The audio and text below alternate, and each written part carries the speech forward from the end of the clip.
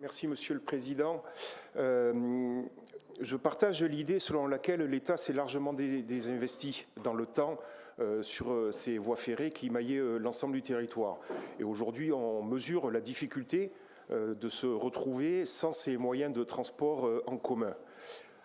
Et en même temps, comme dirait l'autre, on voit bien les difficultés actuellement pour se déplacer sur l'ensemble de la métropole, les trajets pendulaires nombreux entre le secteur Castries, Baillargues, Vendargues, etc. et Montpellier. Et malgré tout, il y a une urgence à agir. Je dois dire que quand c'est pour faire passer du bus-tram, d'ailleurs, ça me va un peu mieux que quand c'est pour faire passer du vélo. Vu les distances, ou alors, là aussi, il faudra faire rentrer les vélos dans les bus pour les faire arriver jusqu'à Montpellier. C'est-à-dire qu'à un moment donné, il y a des choix à faire. Le choix évident à faire dans l'urgence, c'est du transport en commun. J'appellerais ça, excusez-moi si c'est pas très élégant, mais du transport de masse. Parce que les travailleurs, sur la zone est de la métropole, ils sont extrêmement nombreux à se déplacer sur Montpellier.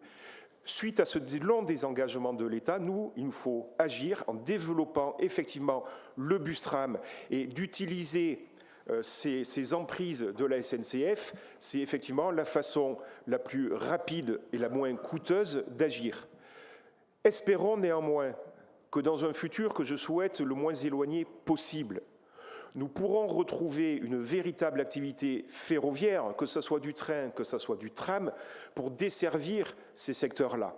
Voilà, donc s'agissant du groupe communiste, autant utiliser effectivement ces emprises pour agir rapidement, mais pour du transport de masse et non pas pour du transport individuel qui en plus, d'ici quelques temps, nous réclamera de pouvoir porter son vélo jusque dans le bus ou jusque dans le tram.